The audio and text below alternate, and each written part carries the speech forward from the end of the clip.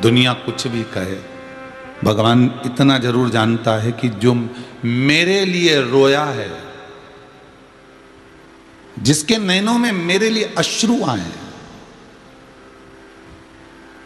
जिसको मैंने दुख तो दिया, कष्ट तो दिया, पर वो मेरे लिए, वो मेरे लिए रोया है। तो भगवान ये जानते हैं कि ये मेरा है, और मेरे सम्मुख में आकर अगर एक बार अगर कह दे कि शंकर है, शंभु है, त्रिकालदर्शी है, कैलाशी है, कालो का काल महाकाल है, भूत अधिपति भूतेश्वर है, मेरा कुबेर भंडारी है, मेरा कुबेरेश्वर नाथ, इतनी कृपा करना कि मैंने दुख झेला, माना मुझे मैंने पूर्व में कुछ करा होगा, उसका भान मुझे आज हो रहा है। शिव महापुराण बार बार कहती है कि पूर्व में जो कर आए हो उसका भोग तो तुमको भोगना पड़ेगा, चाहे रो के भोग लो, चाहे मुस्कुरा के भोग लो।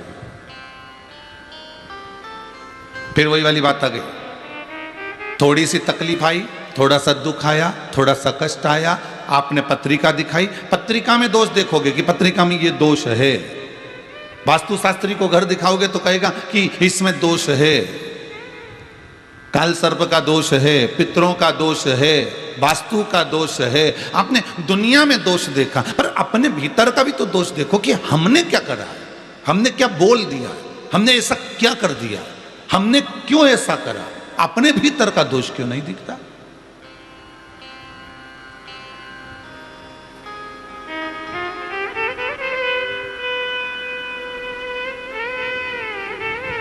भाई, गलती और गुनाह, ये दोनों चीजों का स्मरण होना चाहिए आपको। गलती और गुनाह,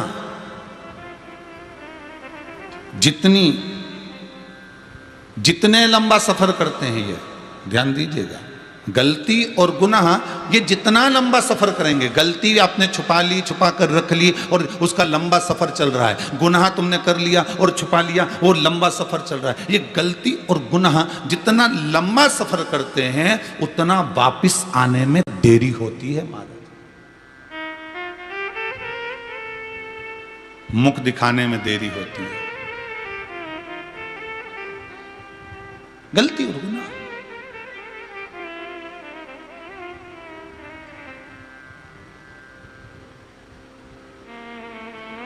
अपनी गलती को, अपने गुनाह को लंबा सफर मत करने देना।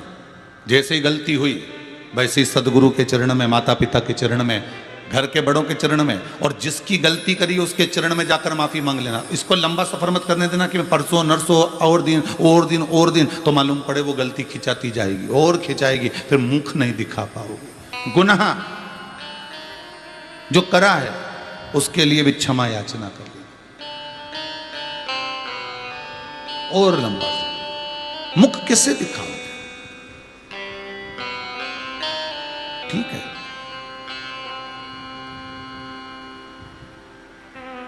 कर्म का भोग है, मनुष्य को भोगना है। जैसा मानव का शरीर मिला है वो तो ये मन के अनुकूल हम अपनी जिंदगी, वो कहते हैं एक ट्रेन रास्ते में चलते चलते बंद हो गई।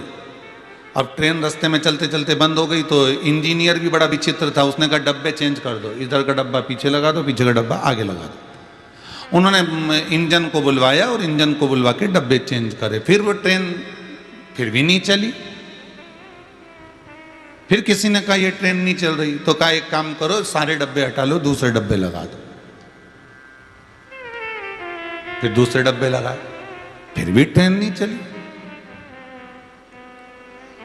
अब ट्रेन चलने को ही तैयार नहीं, तो करा क्या जाए? तो फिर एक दूसरे इंजीनियर को बुलाया और इंजीनियर ने कहा क्या हुआ? तो कि ट्रेन चलते चलते बंद हो गई। तो कि इसमें डब्बे की गलती नहीं है, इसमें जो इंजन लगा है गलती उसकी है। इंजन बदल दो, ट्रेन को आगे बढ़ाओ। फिर उस इंजन को निकाल दिया गया, दूसरे इंजन को फिट कर दिया गया और ट्रेन को आगे बढ़ाया गया। कई लोग कहते हैं इसमें नेत्र का दोष है जिससे काम जग गया, कोई कहते हैं ये श्रवण का दोष है जिससे निंदा सुनाई देती है, कोई कहता है इन हाथों का दोष है जिससे चोरी हो जाती है, कोई कहता है ये पाँव का दोष है जिससे ये गलत जगह पहुंच जाते हैं, कोई कहता है ये मुख का दोष है जो गलत व्याख्यान कर देते हैं, गलत बोल देते हैं, गलत खा लेते हैं। इसमें दोष ना नेत्रों का है, इसमें दोष ना हाथों का है, इसमें दोष ना पांवों का है, इसमें दोष ना मुख का है, इसमें दोष ना नेत्रों का है। दोष एक ही चीज का है, ये इंजन जो मन है ना, इसी का दोष है। जरा सा कुछ देखा और खाने की लालसा जाग गई, जरा सा कुछ देखा नेत्रों से क्रोध जाग गया, जरा सा कुछ पाया। आखिर ये मन जो है ये इंजन है, इस इंजन को थोड़ा सा चेंज करना पड़ेगा तो हमको सब कुछ अच्छा नजर आने लगेगा, हमको सब कुछ अच्छा सुनाई देने लगेगा, हमारे हाथों से सब अच्छा होने लगेगा, हम अच्छी जगह जाने लगेंगे, हम अच्छा बोलने लगेंगे, हम अच्छा खाने लगेंगे। क्योंकि ये मन ही सबसे विचित्र इंजन है। जो दुनिया के लोग डब्बे बदल रहे हैं, आप भी डब्बे बदल रहे हो। जरा सा कहीं पर कुछ गंदा देख लिया तो आंखें फेर लियो, राम जी राम, अच्छी बात थोड़ी ना। ऐसा जरा सा कुछ हुआ मुंह पर कोई ना कुछ बोला तो आपने श्रवण शक्ति पर ध्यान दिया, पर मन केंद्रित नहीं कर पाए।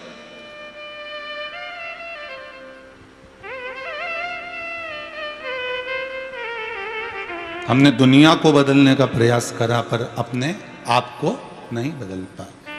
हर बार हम कहते रहे हम सुधरेंगे, अरे बोलो तो युग सुधरेगा। सुधरोगे कब? हम बदलेंगे, युग बदलेगा। बदलोगे कब? वो समय, वो घड़ी, वो पल, वो क्षण आपके पास में आना भी तो चाहिए। आप उस पल, उस घड़ी, उस क्षण का इंतजार कर रहे हो, पर इंतजार किस चीज का करो?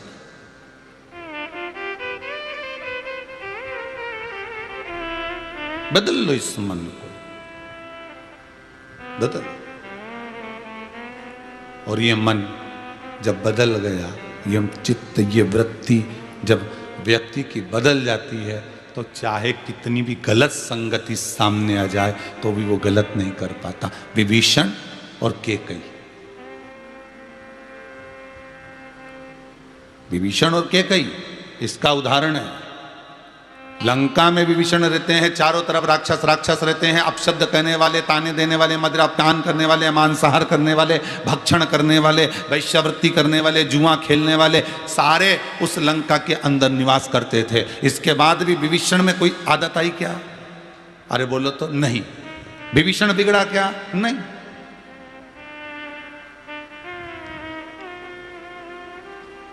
विभीषण के भीतर कोई गलत संगति आई? नहीं।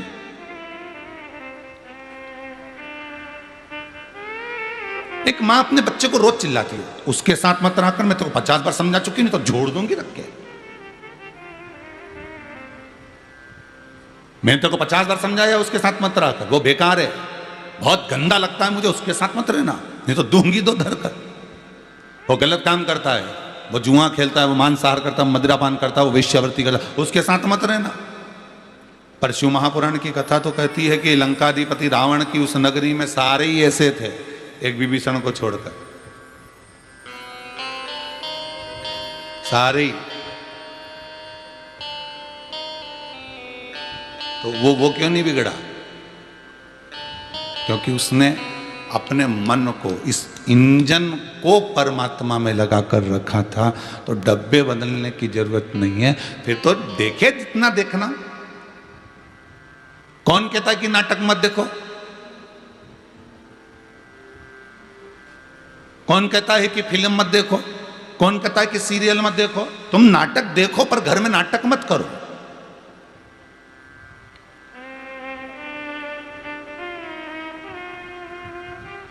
तुम पिक्चर देखो पर चरित्र का फ्रैक्चर मत करो। खूब देखो, जितना देखना देखो, पर इस चित्त वृत्ति में, इस इंजन को जरा ध्यान रखना। इंजन बेकार हो गया। ये नेत्र नहीं, ये श्रवण शक्ति नहीं, ये मुख नहीं, ये हाथ नहीं, ये पैर नहीं, ये इंजन को सुधारना है। और इंजन सुधर जाए तो ठीक है, नहीं तो जो इंजन का मालिक है नहीं, उससे कह दो, वही परमात्मा से कि ये मन तूने जो दिया है नहीं, बड़ा बेकार दे दिया साहब है। इसको क्यों कि ये गलत सामान मत खा, तो भी दे के सुबह के टाइम तो पहुंच ही जा।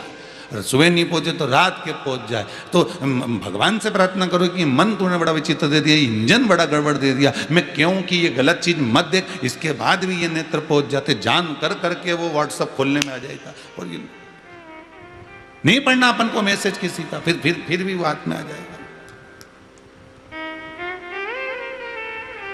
नहीं देखना, ये नेत्र का दोष नहीं है। दोष किसका है? अरे बोलो जम के, ये मन का। हमें नहीं सुनना निंदा, हमें निंदा नहीं सुनना। उसके बाद भी ले दे के हमारी वो काकी जी के भेज दिया ना, मासी जी के भेज दिया ना, मामा जी के भेज दिया ना, फूफा जी के भेज दिया, और वो बैठे और जो बात करना चालू करी। फिर तो थोड़ी देर तो सोफा पे बैठे ने, तुमने मना भी कर दिया देखो हमारे सामने फालतू बात मत करना। फिर उसने बात घुमा दी और घुमा के जब दूसरी तरह से करना चालू करी ने तो ऐसा रस आया। तो अब तो कि रिमोट से टीवी बंद कर दो थोड़ी देर जरा, अब मासी जी आई थोड़ा सुन ले क्या कह रही बेचारी। अब तो ये श्रवण का दोष नहीं है, दोष मन का है। चित्त वहां लग गया उस निंदा में, मन वहां लग गया उस निंदा में, नेत्र वहां पहुंच गए उस गलत जगह पर, मुख गलत पहुंच गया, ये मन के कारण। डॉक्टर कितना मना करता है शुगर वालों को बोलता है ना कि ये मीठा मत खाना, बिल्कुल भी तुम्हारे लिए हानिकारक है।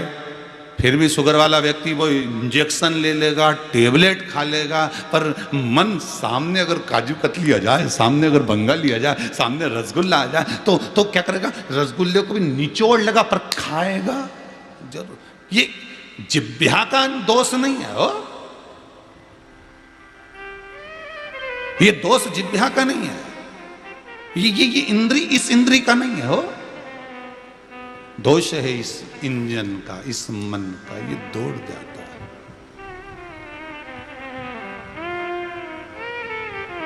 बस ये मन सब दूर जाता है, पर ये मन परमात्मा के आगे झुक नहीं पाता है। अभिमान, अहंकार, अभिमत्ता, अहमता भगवान के सामने झुकने नहीं देते।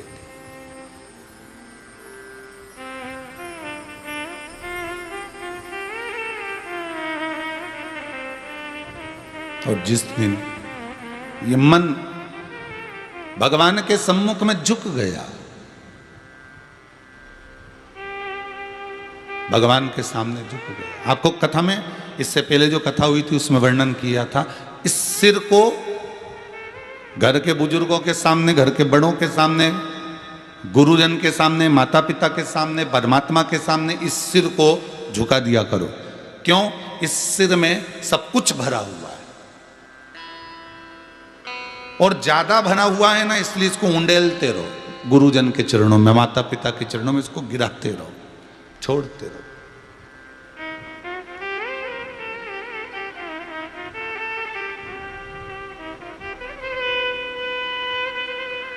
ये मन शिव के चरणारविंद में रहो, तो इसको झुकाने की आदत डाल, मन झुकता ही नहीं।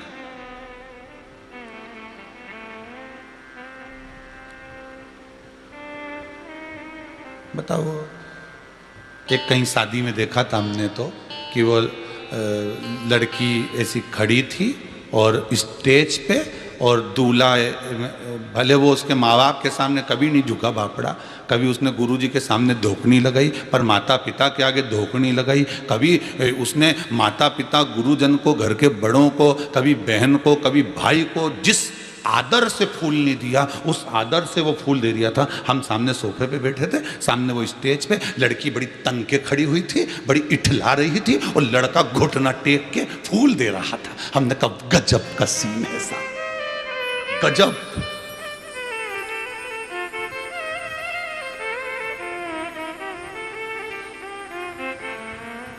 अब मन में ऐसा आया तो हमने उनके रिश्तेदारों से कहा कि अरे ए बबलू इधर आ। तो बबलू बोला हाँ गुरुजी क्या? हमने कहा इन दोनों की पटेगी अच्छी रहे हो, बहुत जोरदार पटने वाली। जब लड़का आज ही इतना समर्पित हो गया बेचारा है, गुलाब का फूल दे रही आप घुटना झुका के, जो अपने माँ बाप के आगे नहीं झुका, जो कभी है गुरुजन के आगे नहीं झुका, ऐसा घुटना झुका के गुरुजी के प्रणाम करे तो यूं कर दे, मम्मी पापा बोले हाय,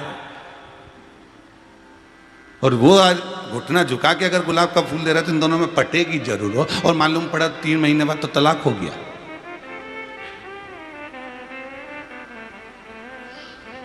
और वो भी यही कहने के लिए आए, गुरुजी बहुत बुरी हालत है, इन दोनों का तलाक हो रहा है। हमने पूछा कि तो वो घुटना झुकाया था। दिक्कत तो वही है नहीं महाराज कि लोग घुटना तो झुका देते हैं, लोग नेत्र तो झुका देते हैं, लोग सिर तो झुका देते हैं, पर अपना दिल नहीं झुका पाते, अपना मन नहीं झुका पाते। तकलीफ महाड़ी पड़ी, दिक्कत तो यही पड़ी है। लोग मंदिर जाएं तो सिर ना बांधें, मंदिर जाएं तो हाथ जोड़ लें, हाथ जोड़ने से होगा क्या? ऐसा हाथ तो कोई भी जोड़ ले। मंदिर जाए तो भगवान का दर्शन करते करते जाए, गाड़ी चलाते जा रहे हो वहीं से यूज कर रहा है तो यूज तो कोई घोड़ा गधा भी निकले तो वहां से यूं देखता जाए कि रोटी मिलेगी, गाय भी निकले तो यूं देखता जाए। और यूं के हम तो भगवान को नहीं जा रहे, तो तुम्हारे सिर झुकाने से कुछ नहीं होगा, तुम्हारे हाथ जोड़ने से कुछ नहीं होगा, तुम्हारे नेत्र झुकाने से कुछ नहीं होगा। शिव महापुराण की कथा कहती है मंदिर में ढेर आते हैं ऐसे, और हजारों लोग दिन भर महाकाल का दर्शन करने के लिए, विश्वनाथ का हजारों लोग दर्शन करने के लिए आते हैं। इस कुबेरेश्वर धाम में भी ढेरों लोग दिन भर में आते हैं और प्रणाम करने के लिए आते हैं, नमन करने के लिए आते हैं। भले कुबेरेश्वर धाम में भगवान नहीं बैठे पर भूमि को नमन करने आते हैं, पर उनकी चित्तवृत्ति में आएंगे, देखेंगे, हाथ जोड़ेंगे, पांव पड़ेंगे। इससे भगवान को तो मालूम है कि जो मेरे पास में आया है तो वो तो करेगा। तुम किसी एसपी के पास जाओ, कलेक्टर के पास जाओ तो वो तो पूछेगा सर आ जाऊं, अंदर आ जाऊं, प्रवेश कर जाऊं? हाँ सर, सर सर करके बात करेगा, उसको मालूम है इससे सर सर करना पड़ेगा। पंडित जी से कोई बात करेगा तो सर करके करेगा क्या? गुरुदेव, पंडित जी, महाराज जी, इस तरह से बात करेगा। तो सबका बात करने का तरीका, तो जो मंदिर जाएगा उसको तो प्रणाम करना ही पड़ेगा, जो मंदिर जाएगा उसको हाथ तो जोड़ना ही पड़ेगा, जो मंदिर जाएगा वो दिया तो लगाएगा ही सरी, जो मंदिर जाएगा एक लोटा पानी तो चढ़ाएगा ही सरी, जो मंदिर जाएगा तो फूल भी चढ़ाएगा, जो मंदिर जाएगा तो बेलपत्री भी चढ़ाएगा। ऐसे तो दुनिया का हजारों लोग आता है, सब आते हैं भगवान के, ऐसे तो तू भी आया, पर यहाँ झुका तो सरी, तू सिर भी नवाया तूने, हाथ पैर भी झुकाया, पर दिल नहीं झुका पाया, मन नहीं झुका पाया। इस चित्त को, इस वृत्ति को, इस मन को, इस हृदय को, इस दिल को तू घर में बैठकर भी मुझे नवा लेता तो भगवान के तो मंदिर आकर ही दिखावा करने की जरूरत ही नहीं पड़ती। तू दिल तो नवा, मन तो झुका, इस चित्त को तो नवा। ने घुटना टेक रिया है, फूल दे रिया, उसके बाद इतना झगड़ा कर रिया तो अब कहाँ जाएगा? तो लोगों के भी लगेगा ना कितना अच्छी जोड़ी है साहब, फोटो भी खींचा, यानी ऐसा कैमरा भी लगा था वहाँ तो खूब जोरदार, तुम देखना टीवी भी बनी, खूब फिल्म भी बनी, सब कुछ हुआ। अब अपन तो यही सोचेंगे कितनी अच्छी जोड़ी है, सामने सिर घुटना नवा के फूल दे रिया है, जो अपने माँ बाप को कभी नहीं दिया इसने, कभी प्रणाम नहीं करा इसने, और वो घुटना अपनी उसको फूल दे रिया है जिसको अभी 2 महीने 1.5 महीने से ही मिला है, और इतना नवा के दे रहा है। तो मन में तो आएगा कि इन दोनों में कितनी अच्छी बनेगी, भगवान की कृपा रहे, इन दोनों की जोड़ी अम्मा। पर बात जरा सी बात में झगड़ा होए और ऐसे झगड़ा होए तब समझ में आए तो ये गुलाब का फूल गड़बड़ कर गया। वो इसीलिए उसने डंडी वाला फूल दिया था कि इसमें कांटे लगे, ले पकड़ ले, तब समझ में आया कि इसमें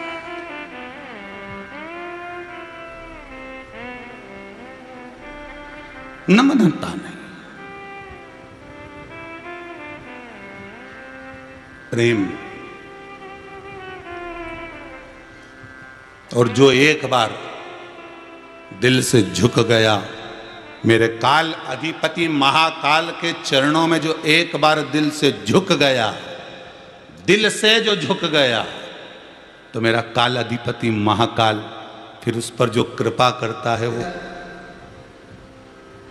अलग।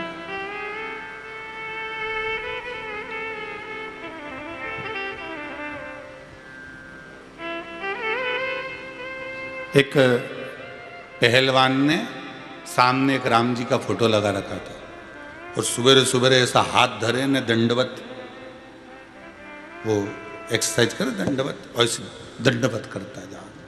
अब हमने पूछा क्यों रे ये फोटो क्यों लगाया तूने? अरे गुरुजी अलग से मंदिर जाने का टाइम नहीं मिलता, पत्नी कहती है रोज प्रणाम करा करो। मैंने कहा यहीं लगा लूँ फोटो, इतनी बार दंड लगाऊंगा तो उनको प्रणाम भी हो जाएगा। तो मैंने कहा गजब, अब शरीर बना रहे हो कि मन को परमात्मा तक पहुंचा रहे हो? हम दुनिया की वस्तुएं भगवान को देती है, दुनिया की सारी सामग्री हमने परमात्मा को दे दी, पर एक मन, एक दिल, एक चित्त, एक वृत्ति हम परमात्मा को नहीं दे पाए।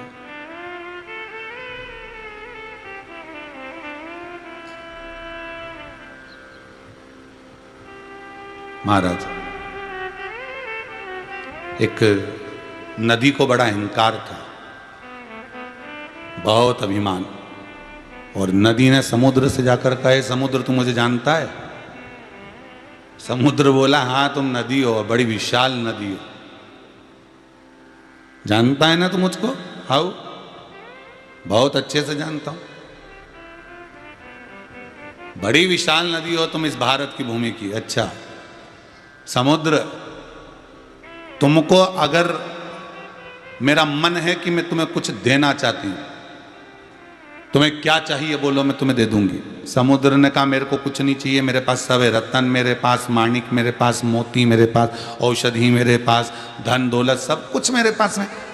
क्या नहीं होगा? जिस समुद्र का मंथन किया गया और ढेरों सारा अमृत रतन माणिक मोती सब निकल गए, तो ये मेरे पास सब कुछ तो है, तो मैं नहीं।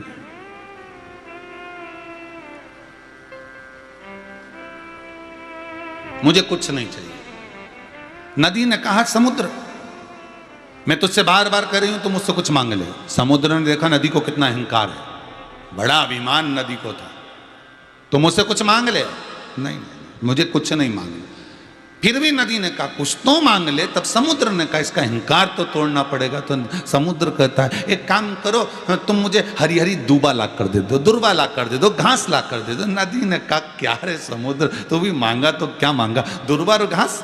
वो तो मेरे घाट पे लगी ढेर सारी दूबा, मेरे दोनों घाटों पर ढेर सारी घास दूबा लगी, अब भी तोड़ के लाती। और नदी ने अपनी पानी की लहर जो घाट पे चढ़ाई और चढ़ाते सी उस दुर्बा को, उस घास को तोड़ने लगी। इतने में घास और दुर्बा जो लगी थी, उस पे जब पानी चढ़ा, जैसे ही पानी गया तो दुर्बा और घास नीचे झुक गई। जैसे ही झुकी नदी उसको उखाड़ नहीं सकी। बार बार नदी के पानी ने प्रयास करा पर वो उखाड़ नहीं सकी, उसको ला नहीं सकी, ना दुर्बा को ना घास को, उखड़ ही नहीं पाई।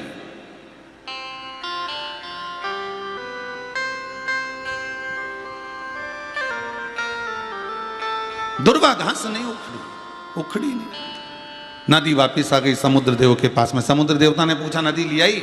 नदी बोले दूसरी चीज मांग लो। समुद्र ने पूछा क्यों? नदी बोली उसको तो मैं उखाड़ ही नहीं सकी। समुद्र देव बोले वो नदी अच्छे से सुन लेना, जो दुनिया में झुकना सीख गया, किसी के पितासीनी में दम नहीं है कि उसको उखाड़ सका। बहुत ध्यान दीजिए, जो दुनिया में झुकना सीख गया उसको संसार का कोई व्यक्ति उखाड़ नहीं सकता।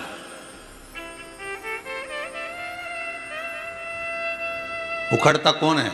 जिसके भीतर अहंकार है। थोड़ी सी पत्नी झुक जाए, थोड़ा सा पति झुक जाए, थोड़ी सी नम्रता आ जाए, थोड़ा सा झुकना सीख गए, परिवार नहीं टूटेगा, घर नहीं टूटेगा,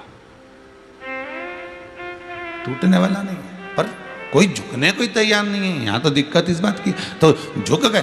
मान लो ये बड़े बड़े वृक्ष, बड़े बड़े पेड़ इतने खड़े रहते हैं और बड़ी बड़ी लहरें जब चलती हैं, बड़े बड़े आंधियां जब चलती हैं और इनको तोड़ देती है, इनको तोड़ देती है। तुम्हारे घर के आसपास में बहुत तेज आंधी चली, बड़े बड़े पेड़ टूट गए और तुम्हारे घर के पास में एक जरा सी मनी प्लांट की वो बेल लगी हुई थी, एक छोटी सी बेल लटकी हुई थी, एक नरम सी बेल लटकी है, कोई सी डाली लटकी हुई है, वो टूटी क्या? नहीं, क्योंकि उसमें नम्रता थी। जो अक्खड़ जैसा खड़ा हुआ है उसको टूटने में देरी नहीं लगती, उसको गिरने में देरी नहीं लगती। और जिसमें नम्रता हो, जिसमें झुकने की आदत हो, जो झुक रहा है, जो झुकना जानता है, उसको कोई उखाड़ नहीं सकता। पर झुकना केवल शीश का नहीं है,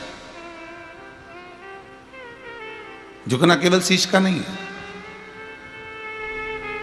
झुकना केवल शरीर का नहीं है। शिव महापुराण की कथा कहती है झुकना इस दिल का, झुकना इस हृदय का।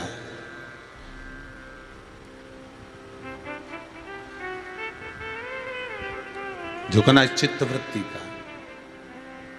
शंकर भगवान, भूत अधिपति भूतेश्वर शिव मेरे करुणा सागर, ब्रह्मा जी के सामने बार बार कर रहे हैं, ब्रह्मा जी आकाशवाणी झूठी है तुम्हारी, हे ब्रह्मदेव तुम जो बोल रहे हो झूठ बोल रहे हो, गौ माता ने जो बोला झूठ बोला, इस केतकी के पुष्प ने बोला जो झूठ बोला, अभी भी तुम्हारी मर्जी हो तो थोड़ा झुक लो। ब्रह्मदेव सत्य बोलो और झुकना थोड़ा सा सीख जाओ। पर ब्रह्मा ना झुकने को तैयार है ना सत्य बोलने को तैयार।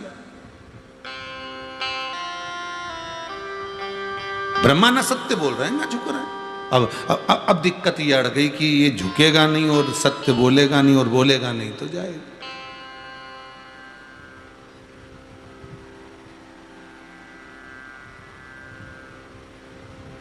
थोड़ा सा बोलकर परमात्मा के सम्मुख में, महाकाल राजा के सामने, शंकर जी के सम्मुख में जब मंदिर में पहुंचो ना आप, तो थोड़ा सा दिल से झुकना है, केवल सिर मत झुकाना है। कई लोग होते हैं जो वहां पर मंदिर में जाते हैं ना, तो एक आध कोने में जाकर, साइड में जाकर बैठ जाते हैं। वो भले पानी नहीं चढ़ाए, वो भले दिया धूप बत्ती नहीं लगाए, वो भले माला पकड़ के भी नहीं बैठे ना, तो साइड में बैठे बैठे बस भगवान शंकर के सामने वो दिल से झुक रहा है।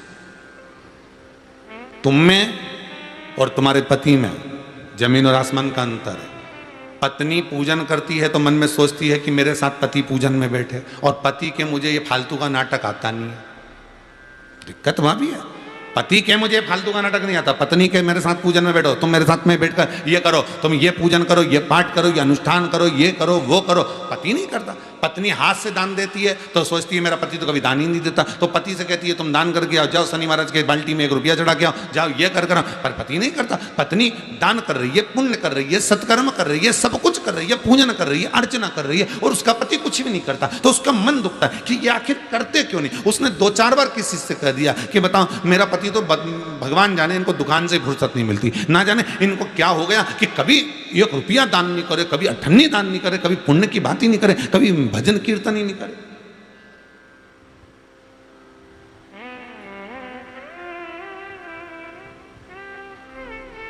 कभी सत्कर्म करता ही नहीं। महाराज अब दोनों में अंतर क्या है?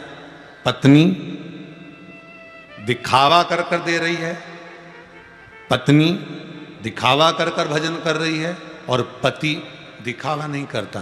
कोई आ गया ऐसा जिसको जरूरत है तो वो दुकान पे से ही ऐसी व्यवस्था कर देता है कि तुम्हारे सामने तक बात ही नहीं आने देता। और तुम किसी को अगर देती हो ना तो 50 लड़के के बता रहे पीछे इतनी रो रही थी रे, आज आई थी ऐसी रो रही थी, हमारा तो दिल पसीज गया, फिर मैंने तो एक साड़ी धरी थी ने दी थी। अब ये कहने की क्या जरूरत थी, तुमने दे दी, और इतना बोलने की क्या जरूरत थी कि रो रही थी कि गा रही थी, ये बोलने की क्या? पति के सामने भी कोई आया होगा, पति के सामने भी कोई रोया होगा, पति के सम्मुख में भी आकर किसी ने कुछ कहा होगा, पति के सम्मुख में भी आकर किसी ने मांगा होगा, पति के सम्मुख में भी आकर कोई बोला होगा, पर उसने ये कहा कि बहुत रो रहा था बेचारा, ऐसा करा वैसा नहीं। उसको ये ढोंग, ये प्रपंच पसंद ही नहीं है। वो तो सीधी बात करता है, जरूरत है देख लेगा, हाँ जरूरत है। वो ये भी जानता है कहीं मालूम पड़े दिया और ले गया और मदिरा की दुकान पे पहुंच गया, मांसाहार कर लिया, वेश्यावृत्ति कर ली, तो वो ये भी देख लेता, वो देख लेता। बहुत जरूरी है और सही में जरूरत है तो पति तुरंत व्यवस्था कर देता है। और रात को आके तुमको बोलेगा भी नहीं, शाम के टाइम आया खाना खाने तो भी नहीं बोलेगा, बस वो तो व्यवस्था कर दिया उसने, फिर बोलेगा नहीं। व्यक्ति की नेकी, व्यक्ति की अच्छाई, व्यक्ति का सत्कर्म कब नजर आता है? जब व्यक्ति चला जाता है, घर में रोने वाले रोते हैं और दूसरा आकर कहता है साहब ऐसा व्यक्ति नहीं मिलेगा जिसने साहब मेरी पढ़ाई का खर्चा उठा लिया था, एक बार की बात है ऐसा हो गया, उसने मुझे ऐसा कर दिया, उसने ऐसा कर दिया, उसने वैसा कर दिया। इसके जाने के बाद लोग कह रहे हैं कि उसने ऐसा करा, उसने किसी से नहीं कहा, पर उस दुनिया कह रही है। और आप थोड़ा सा कर दुनिया में डोंडी पीट दिए, इतनी डोंडी पीटी, इतना कहा कि लेने वाले कोई शर्म आ गई, तो उसने कहा दादा कहां ले लिया, मैंने तो आफत कर ली। लेकिन सुख मूल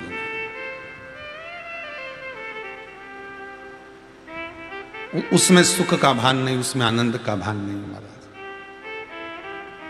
महाराज जितना मन पवित्र होगा उतना ईश्वर को मिलने में देरी नहीं होगी, उतना जल्दी मिल जाएगा।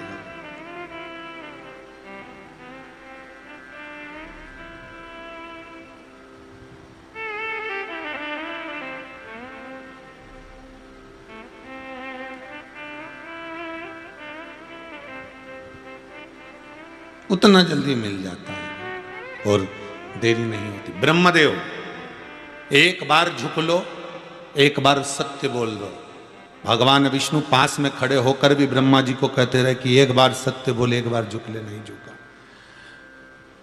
ब्रह्मा होकर नहीं झुके। आगे कथा आती है, देव ऋषि नारद ने तप किया, साधना करी, इतनी साधना करी, इतना तप किया, इतना तप किया। शिव महापुराण की विद्येश्वर संहिता कहती है तप साधना में देव ऋषि नारद डूब गए और ब्रह्मा स्वयं कामदेव आए और कामदेव पर विजय प्राप्त कर ली देव ऋषि नारद ने। जिस कामदेव को शंकर नहीं जीत पाए थे, उस कामदेव को देव ऋषि नारद ने जीत लिया। और ये जीतने का जो अहंकार था वो सामने आ गया, अहंकार सम्मुख में आ गया।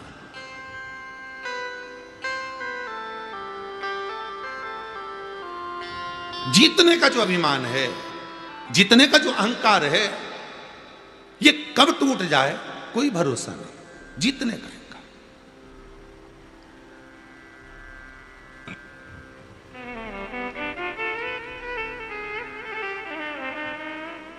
देखो साहब, हमने मकान बनाया, कितना जोरदार बनाया। इसमें जो पत्थर लगाया है, ऐसा टाइल्स, ऐसा पत्थर तो कहीं नहीं मिले। हमने तो ऑर्डर दे के बुलवाया। हो ये रूम ऐसा, ये बेडरूम है, ये ड्राइंग रूम है, ये भोजन का कक्ष, रसोई घर, ये पत्थर, उसमें ऐसी गच्ची लगाई, उसमें ऐसा हुआ, उसमें वैसा हुआ। और तुमने अभिमान में रखकर लोगों को कह तो दिया, अहंकार में रखकर तुम बोल तो दिए। नहीं बोलते और व्यक्ति जब देखता और देखने के बाद कहता साहब क्या जोरदार मकान बनाया है, चीज तो एक से बढ़कर एक लगाई, तो बात। और तुम अपने मुख से कहो मैंने मकान बनाया, ऐसा जोरदार बनाया, साहब कोई नहीं बना सकता ऐसा मकान मैंने बनाया। ऐसी अभिमतता में फूल कर आप कह रहे हो, तो वो अभिमान तुम्हारा टिकने वाला नहीं, अभिमान नहीं टिकेगा। पहली बारिश आएगी ना, सारी दीवार काली पड़ जाएगी। तो कई लोग कहेंगे बताओ अभी तो बनाया था ना, दीवार कैसे काली होगी, पानी उतर रही है न, छत पे से टपक रही है न, ऐसा हो रहा है। तो समझ लेना कि तूने जितनी जगह मकान की बढ़ाई करी ने, अहंकार के शब्द बोले, तो ये सब दीवार पे नजर आ रही है, एक एक करके सब पानी टपकता दिख रही है। वो अभिमान के शब्द हमें सामने लाकर प्रस्तुत कर दिया। फिर मन दुखा, इतना जोरदार मकान बनाया, सारा फर्नीचर खराब हो गया, पानी इधर से निकल गया, दीवार गड़बड़ हो गई, छत पे से आ गया। अहंकार के जो शब्द थे वो निकल गए और वो अभिमान तुम्हारा सामने नजर आ रहा है। हमारे अभिमतता के शब्द हम ना बोले। कई माताएं अभिमान के शब्द बोल जाती है। एक इनकी बहू आई, एसी आई, एसी भगवान बचाए, बहू तो मैं लेके आऊंगी, ऐसी लाऊंगी छाट के। तो वो भी छटी हुई आई, अच्छी जोरदार। ये कहीं अहंकार में बोल गई। और ऐसी जगदम्बा आई, राम, ऐसी जगदम्बा आई कि 4-6 वृद्धाश्रम में फोन करके पूछ ली कब आ जाऊं। ऐसी ये शब्द, अहंकार के शब्द, अभिमान के शब्द व्यक्ति को कहां खड़ा कर दें कोई भरोसा नहीं है। इसलिए अहंकार के शब्दों का संबोधन ना हो।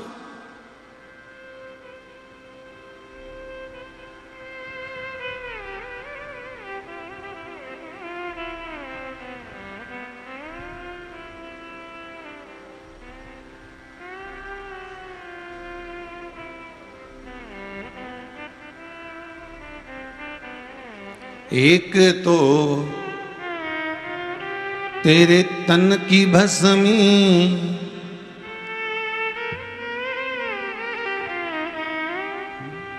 एक तो तेरे तन की भस्मी, दूसरा त्रिपुंड लगा। मेरा अविनाशी, मेरा भूत भावन भूतेश्वर, जो देना है देगा। पर पार्वती जी बोली कम से कम एक काम तो करो कि जो ये लोग आते हैं इनको आंखों से देख तो लिया करो। शंकर भगवान बोले जिसको देखना होता हम देख भी लेते हैं, ऐसा नहीं कि नहीं देखते। बात इतनी सी है, जो भी आता है कुछ ना कुछ मांगने के लिए आता है। इस चक्कर में तो अभी हमने आंखें बंद करके रखी। वो तो 1.5-2 साल ऐसे हुए हैं जिस साल में ये बच्चों ने बस रिजल्ट का नहीं मांगा, बाकी का सबने तो मांगा ही सरी। बाकी का बस 2 साल में ने रिजल्ट नहीं मांगा, हाँ, प्रसाद चढ़ाने भी आते। आपकी कई विचार करा हमने, मंदिर में भी पूछा पंडित जियों से कि भाई आपकी बार गणेश मंदिर में सबसे ज़्यादा लोग कौन आ रहे हैं, तो क्या महाराज जी पहले जब आते थे ना 2 साल पहले तो ये जवान जवान छोरा छोरी ज़्यादा आते थे, बस बुधवार आया नहीं आ गए, मंगलवार आया नहीं हनुमान जी पे आ गए, अच्छा, चिंतामन पे आ गए, अच्छा। और अभी तो क्या अब बहुत समय हो गया, 2 साल से नहीं दिख रहा है, ना छोरा दिखे ना छोरियां दिखे, ना कॉलेज के बच्चे ना स्कूल के बच्चे, अच्छा फिर कौन दिखे लगे? डोगरा डोगरी आए, बुजुर्ग बुजुर्ग लोग आए, ये नहीं आए क्या? हाँ, तो इन्होंने पूछ भी लिया कि गुरुदेव ये बताओ कि आखिर ये क्यों नहीं आ रहा है। हमने कहा स्कूल से पाला ही नहीं पड़ रहा है, ना कॉलेज से पाला ना स्कूल से पाला, इनके तो बस केवल रिजल्ट हाथ में दे दिया जा रहा है और तुम तो जाओ। तो भगवान के पास भी कौन जाए? भगवान के पास जब जाए जब दुख आए।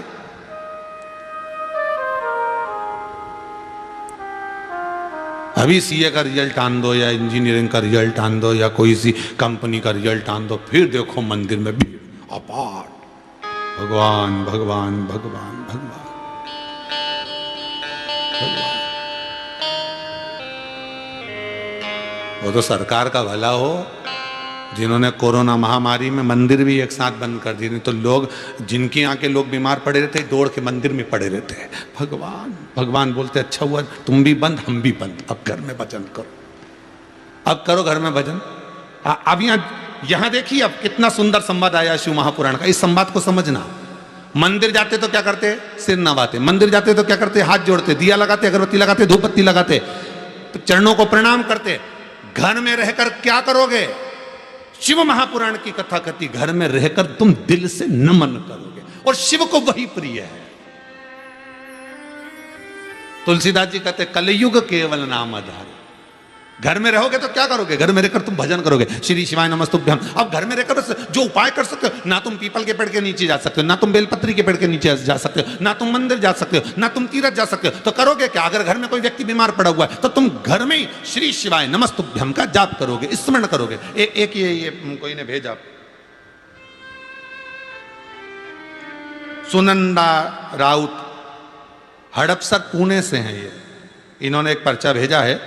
इनका कहना है गुरुदेव कोरोना महामारी में बीमार पड़ गई थी और ऐसे बीमार पड़े कि शुगर भी, बीपी भी, सारी बीमारियां ऐसी कोई नहीं जो मेरे शरीर में नहीं, सब कुछ था। और डॉक्टर ने भी कह दिया चांस बहुत कम है, पर बाबा की कृपा ऐसी रही, घर के लोग घर में जपते रहे और मैं हॉस्पिटल में जपती रही। अब इसको कहते हैं दिल का नमन, इसको कहते हैं नतमस्तक हो जाना। केवल झुकने को नतमस्तक नहीं कहा, केवल दंडवत करने को नतमस्तक नहीं कहा। नतमस्तक हो जाना मतलब मस्तक विहीन, अहंकार विहीन, अभिमत्ता से विहीन।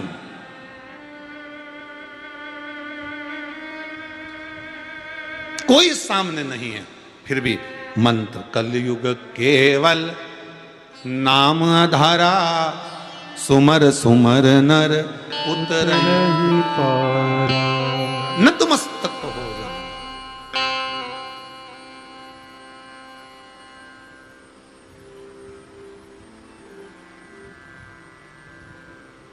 घंटों तक शीस नवाए सुत बैठे अगरबत्ती घुमाए, कर्पूर गौरम करुणावतारम संसार सारम बुद्धेन्द्रारम सदा वसंतम सहितम नम। भगवान बोले अगरबत्ती तो घुमा रिया है, मन को तो घुमा मेरे चरणों में। केवल अगरबत्ती घुमाने से भगवान नहीं मिलता। भगवान कह रहे हैं इस मन को नवा, इस मन को मुझ में लगा।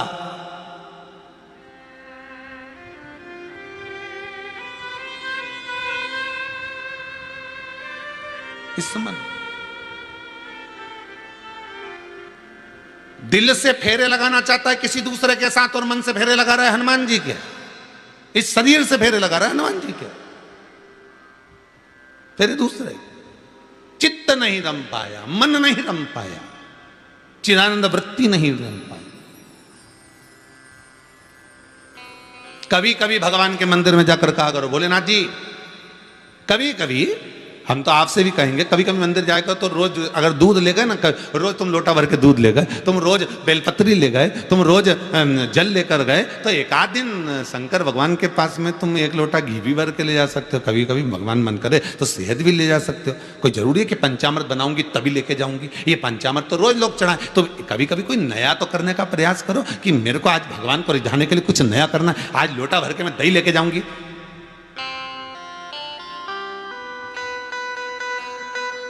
कभी कभी नया करने के लिए मैं पेड़ों की पत्तियां तोड़ के ले जाऊंगी भगवान का। रोज माला तो रोज ले जाती, फूल तो रोज ले जाती, आज पत्ती तोड़ के ले जाऊं सारी दुनिया की, और सब पेड़ पौधा की पत्ती तोड़ तोड़ तोड़ तोड़ तोड़ तो भगवान के मंदिर पहुंच गई।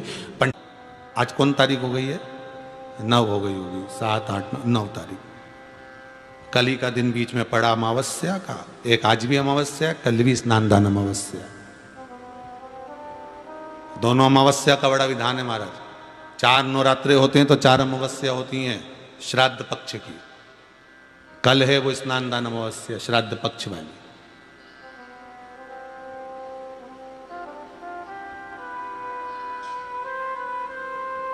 कितना सुंदर कहा है। गरुड़ पुराण में वर्णन आता है कि कभी कोई नहीं प्रबल है।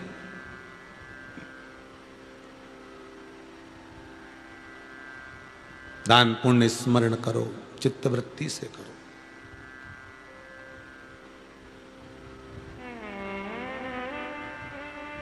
दिल से।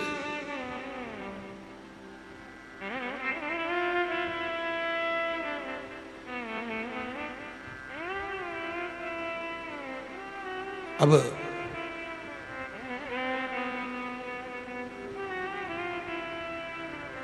माता जानकी जी ने वाल्मीकि बाबा से पूछा, गुरुदेव एक बात पूछना चाहते हैं।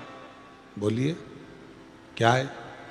बात ये पूछना चाहते हैं गुरुदेव, मेरे प्रभु को देखे हुए बहुत समय हो गया, मेरे बच्चे भी मेरे पति को, मेरे प्रभु को नहीं देख पाए। गुरुदेव, अगर कोई पूजन ऐसी होती हो जिस पूजन से मेरा पति का मुझे दर्शन हो जाए या मेरा पति मुझे मिल जाए, एक बार उनका दीदार हो जाए, जो मुझे देखे नहीं है बहुत दिनों से, ना मैंने उनको देखा है, एक बार दीदार हो जाए, एक बार वापस मिलन हो जाए।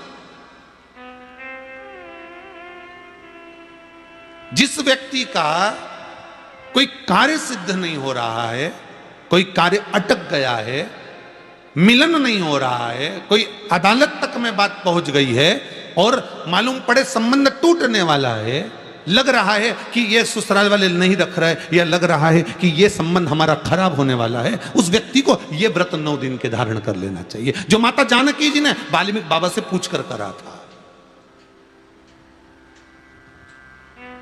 जो माता सीता जी ने वाल्मीकि बाबा से पूछ कर करा था।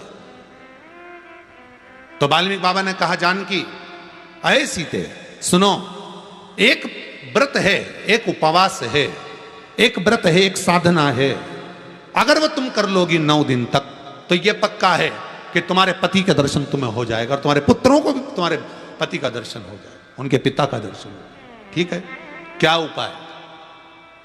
कहा शिव मंदिर में जाइए, पहले दिन 9 फूल कमल के हों, जो मिल जाए, परंतु एक जैसे फूल होना चाहिए। ये नहीं कि आज तुमने गुलाब का चढ़ाया, कल कमल का चढ़ा दिया, परसों गेंदा का चढ़ा दिया, नरसों चमेली का चढ़ा दिया, फिर रात रानी का चढ़ा दिया, ऐसे फूल ना चढ़ाए। एक जैसे फूल 9 दिवस तक। सीते, हे जानकी, हे पुत्री, शिव मंदिर में जाकर अपने पति का स्मरण कर कर, कार्य का स्मरण कर कर 9 फूल प्रथम दिन घी का दिया लगाकर आप भगवान शंकर को कामना कर कर समर्पित करती हो। दूसरे दिन वही फूल दुगने हो जाना चाहिए, 18।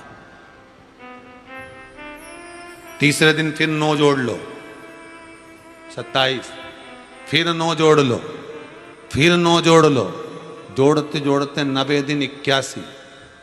कितने हो गए? क्या ऐसे पुष्प शंकर भगवान को समर्पित करना। 10वां दिन होगा पुत्री शिव कृपा करेंगे और तुम्हें अपने पति का दर्शन जरूर होगा। कर सकती हो? सीता जी बोली कर तो लूंगी, पर दिक्कत एक है। क्या? इतने में फूल चढ़ाऊं और फूल नहीं मिले तो? इतने में वहीं पर लव खड़ा हुआ था, पुत्र लव खड़ा हुआ था। उसने कहा मां चिंता क्यों करती है, फूल मैं ला कर दूंगा, तू तो बस व्रत धारण कर। यही गुप्त नवरात्रे का व्रत, इसी आषाढ़ी नवरात्रे का व्रत मां जानकी ने करना प्रारंभ करा। और पुष्प लाने के लिए लव जाता। पहले 9 फूल तो आश्रम में मिल गए, दूसरे 27 फूल, 18 फूल भी आश्रम में मिल गए। धीरे धीरे धीरे धीरे जब 5 दिन हो गए, पुष्प की संख्या कम पड़ने लगी, तो लव को मालूम पड़ा कि मेरी माता को पूजन करने में दिक्कत हो रही है, पुष्प नहीं मिल रहा है। चिंता मत कर मां, अब तो कहीं से भी ला कर दूंगा तो दूंगा। और गया लव, गया।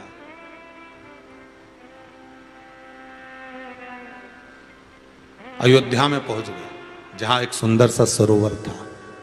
सरोवर के दरवाजे पर द्वारपाल खड़े हुए थे, अंदर नहीं जाने दिया। मुझे जाने दो, मुझे पुष्प चाहिए, मेरी माता पूजन कर रही। द्वारपालों ने पकड़ना चाहा, मना करा, नहीं माना। लव इनको पटक कर अंदर प्रवेश कर गया, फूल लेकर आया, माता को दिया। धीरे धीरे पुष्प आते रहे, चलता रहा। खबर पहुंच गई श्री राम जी महाराज के पास में कि कोई वाल्मीकि बाबा का शिष्य आता है और सरोवर के सारे कमल के फूल तोड़कर ले जाता है। बड़ा उद्दंड है, सैनिकों को मार देता है। सैनिक वो पड़े दूरों। राम जी को सूचना मिली, आज 9वां दिन था, माता जानकी इंतजार कर रही है पुष्प आए। इतने में चारों तरफ सेना को लगा दिया गया कि आज सरोवर का एक पुष्प नहीं जाना चाहिए। और लव का युद्ध प्रारंभ हो गया उस अयोध्या के सरोवर पर। अंत में सबको पटक कर लव 81 फूल लेकर पहुंचे और मां से कहा, मां आज आखिरी का दिन है, शिव को रिझा ले। और माता ने शंकर भगवान को फूल चढ़ाया। 10वें दिन सूचना आ गई वाल्मीकि बाबा के पास में, तुम्हारा कोई शिष्य है लव, बड़ा उद्दंडी है, या तो उसको लेकर आओ, नहीं तो हमारी सेना उसको पकड़ने के लिए आ रही है। और किस माता का पुत्र है उस माता को भी लेकर आना, और किस भाई का भाई है वो उसको भी लेकर आना। और गुरुदेव आपने बालक को क्या सिखाया कि वो इतनी उद्दंडता कर रहा, आप भी आना, नहीं तो हम सेना लेकर पहुंचे। वाल्मीकि बाबा ने लिखकर पहुंचा दिया, चिंता मत करो हम पूरे ही आएंगे। वाल्मीकि बाबा को तो मालूम था व्रत पूरा हो चुका है तो दर्शन तो होना ही है, भले कैसे भी हो, भले लड़ाई से हो, विवाद से हो, पर खबर तो आ गई ना, समझौता की कड़ी तो जुड़ गई ना। भगवान वाल्मीकि बाबा समझ गए, सीता जी से कह दिया तेरा व्रत पूर्ण हो गया बेटा, अब तू कल तैयारी कर चलने की। और लव को लेकर पहुंचे, सीता जी को देखा, पुत्रों का स्मरण करा, राम जी के नैनों से जल बह गया। वाल्मीकि बाबा सीता से कहते हैं, इसको कहते हैं साधना, इसको कहते हैं तप, इसको कहते हैं साधना। आप भी कर सकते हो। आनंद रामायण का यह प्रसंग वर्णन करता है कि हम भी क्यों ना कर सकते। 11 तारीख से 19 तारीख तक गुप्त नवरात्रे चालू होंगे। गुप्त नवरात्र करो, आराधना, कुछ नहीं तो एक फूल तो शंकर को चढ़ाना चालू करो, कम से कम एक पुष्प तो चढ़ाओ। जिसको लगता है कि मेरे परिवार में कोई दूसरा व्यक्ति हस्तक्षेप कर रहा है, या मेरा पति किसी पर नारी के साथ में रह रहा है, या नारी किसी पर पुरुष के साथ में रह रही है, तो माखन थोड़ा सा प्रतिदिन माँ जगत जननी के मंदिर में अवश्य समर्पित करें। 9 दिन तक समर्पित करोगे, कैसा भी दोष होगा, कैसे भी ग्रह होंगे, वो सब हट जाएंगे और जीव आपका होगा। ये वो नवरात्र हैं जिसमें प्रेम आनंद बढ़ता है, स्नेह बढ़ता है। ये वो नवरात्र,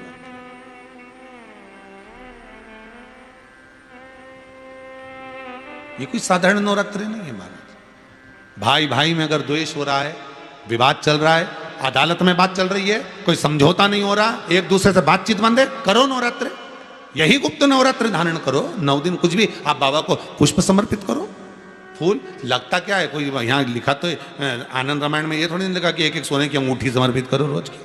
उनने तो लिखा पुष्प, केवल पुष्प, केवल पुष्प, इससे ज्यादा कुछ नहीं। भगवान को दीजिए।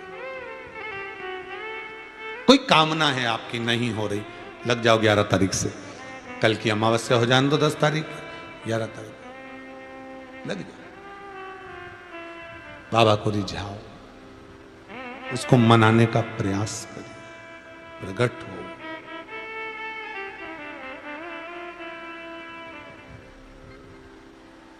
वो प्रकट हो, बस हृदय से झुकना। अहंकार अगर रखोगे तो भगवान नहीं मिलने वाला, अभिमत्ता में परमात्मा नहीं मिलता। देव ऋषि नारद के भीतर अहंकार आ गया था, वो अहंकार इतना प्रबल था कि झुकने को नारद तैयार नहीं हुए। और देव ऋषि नारद को लोगों ने माला पिनाई, सारे 33 कोटि देवताओं ने आकर आदर करा, सम्मान करा, सत्कार करा, पुष्पों की वर्षा करी, बहुत गजब कर दिया नारद जी। जिसको शंकर जी नहीं जीत पाए उसको तुमने जीत लिया। नारद जी के मन में बस यही बात अड़ गई कि जिसको शंकर ने नहीं जीता उसको मैंने जीता, बस ये बात अड़ गई।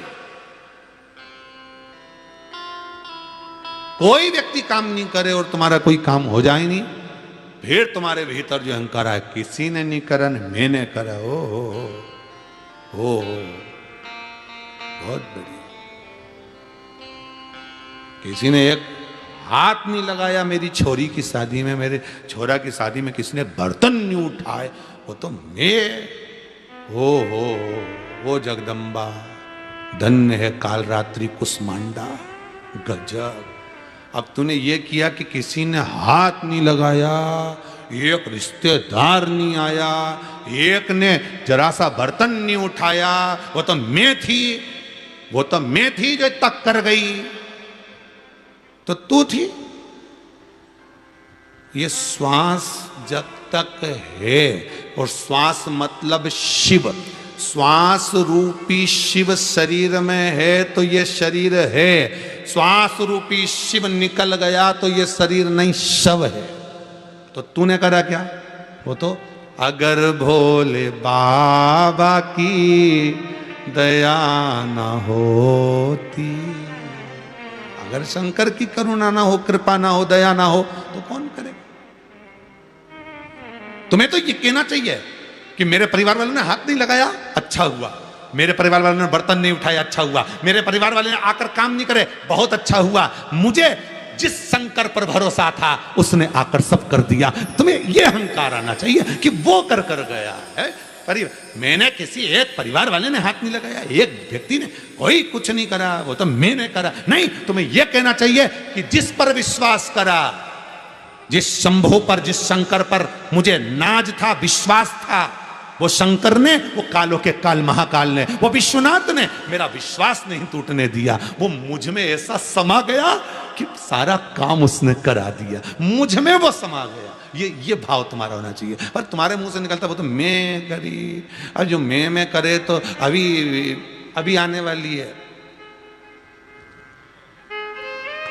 थोड़े दिन बाद ही आ जाएगी शायद। जितने मैं करने वाले नहीं सब कट जाए, वो भी बहुत मैं करे ना, मैं तो समझ लेना, मैं करने वालों तुम्हारे तो अगली गति कुछ नहीं होने वाली ने, बकरा बकरी का जन्म होगा और इससे ज्यादा कुछ नहीं होगा। और तुम्हारे भी दरवाजे पे कोई बकरी रोज ओटले पे चढ़ के बैठ जाए तो समझ जाना कि तुम्हारी कोई पड़ोसन होगी, रिश्तेदार नहीं होगी, जो रोज तुम्हारे पास आके मैं करती थी, इसलिए बकरा बकरी बन गई, इसलिए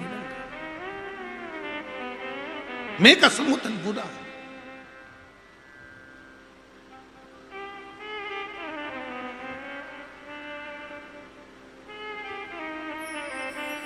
तीन सहेलियां आपस में बात कर रही थी, जाती जाती बाजार करने जा रही थी और आपस में बात करने लगी, यार ये मेरा पति तो इतना भुलक्कड़ हो गया जिसका मैं वर्णन नहीं कर सकती। उसने कहा क्या भूल गया? बताओ, परसों के दिन कथा में गया था, चप्पल भूल ही आया। हाँ। दूसरी बोली तेरा तो फिर भी सही है,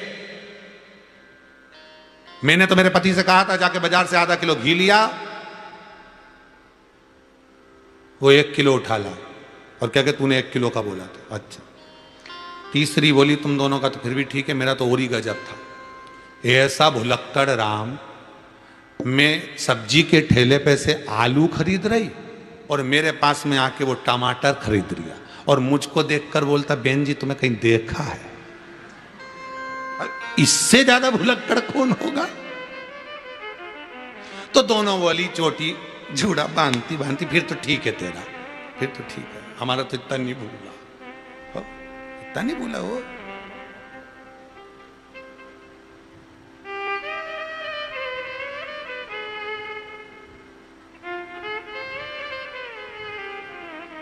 चित्त वृत्ति वही है। देवर्षि नारद का अभिमान वही है।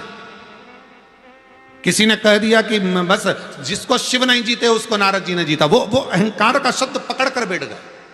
अपने भीतर अभिमान का शब्द मत पकड़ना, तुमने क्या करा क्या ना करा वो तुम्हारे ऊपर, पर अभिमत्ता के शब्द को छोड़ दो कि क्या हुआ हो गया, देखा जाएगा, वो हो गया। अब देवऋषि नारद इतनी सारी फूलों की माला पहनो, खूब जोरदार, खूब जोरदार फूलों की माला पहनाई।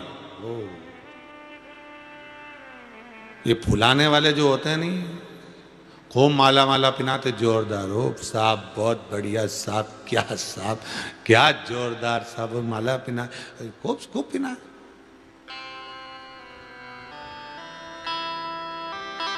अब किसी देवता में तो ये सामर्थ्यता नहीं थी कि जो नारद जी के अहंकार को काट दे। वो भी देवर्षि नारद के अहंकार को कोई काट दे, ये सामर्थ्यता कौन लेकर आएगा? किसी व्यक्ति को अहंकार आ जाए तो गुरु काट सकता है, पुत्र को अहंकार आ जाए तो माता पिता काट सकते हैं, माता पिता को अहंकार आ जाए तो सास ससुर काट सकते हैं।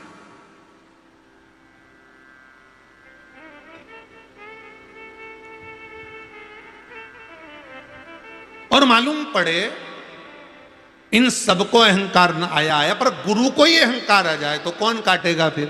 अहंकार कौन काटेगा फिर? तो कहा इस अहंकार को कोई दूसरा गुरु काटे तो कहा कि उसको बुरा लग जाएगा, तो गुरु के अहंकार को गुरु नहीं काटता, गुरु के अहंकार को वो परमात्मा काटता है। फिर इसीलिए कहते हैं हम नहीं आने देना अहंकार। ठीक है, जो हुआ छोड़ो जी, हुआ जो समाप्त करो जी, खत्म करो। अहंकार को फिर परमात्मा काटता, और कैसे काटता वो वही जान सकता है। वो कैसे काटेगा अहंकार को वो वही जानेगा फिर उसने। और देवऋषि नारद 33 कोटि देवताओं ने माला पहनाई, फूल डाला, आसन दिया, सत्कार करा, सम्मान करा, पर देवऋषि नारद का अहंकार नहीं गया। तो वो कोई बोला भी नहीं कि अहंकार जाए। तो वो अब चले गए वो शंकर जी के पास, क्योंकि ना तो शंकर जी माला पहनाने आए थे, ना शंकर जी उनके ऊपर फूल चढ़ाए थे, ना शंकर जी ने आदर करा था। बस क्योंकि शंकर जी को तो मालूम भी नहीं कि कब जीत गया। शंकर जी तो लगे समाधि में आराम से तप में बैठे हुए थे, इनको तो मालूम ही नहीं था। है कोई कोई चीज ऐसी होती है कि तुम्हारे को अखबार में पढ़ो तब मालूम पड़े, या मोबाइल पे देखो तब मालूम पड़े। ऐसा भी कहीं होए क्या? तो तब मालूम पड़े कि ऐसा हो गया है।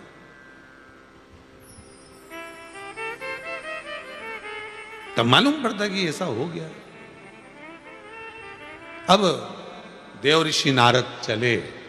अब देखिए देवऋषि नारद के मुख से क्या निकलना चाहिए था, क्या निकलना चाहिए? जो देवऋषि नारद प्रतिदिन कहते थे, वो देवऋषि नारद के मुंह से अब निकलना बंद हो गया। क्या? श्रीमन नारायण। अब नारायण नहीं निकल रहा, अब क्या निकल रहा देवऋषि नारद के मुख पे? अब देवऋषि नारद के मुख पे निकल रहा है, देखा मैंने काम को जीता है, देखा मैंने काम को जीता है। अब श्रीमन नारायण तो गया, अब इन्होंने छोड़ दिया श्रीमन नारायण। अब वो 33 कोटि देवता जप रहे श्रीमन नारायण श्रीमन, पर नारद जी के मुख पे नहीं आ रहे। इनके मुख पे तो वो अहंकार के शब्द समाये थे, वो भी मत नहीं निकले। पहुंच गए शिव जी के पास में।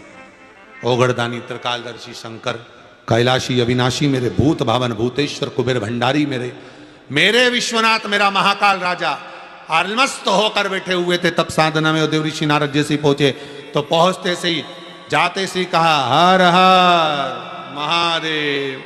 जैसे ही हर हर कहा, शिव महापुराण की कथा कहती है कली काल में संसार में 84 लाख योनियां काटने के बाद जब मनुष्य की देह मिलती है तब जाकर मुख से हर हर महादेव निकल पाता। बड़ी मुश्किल से निकलता है हर हर महादेव।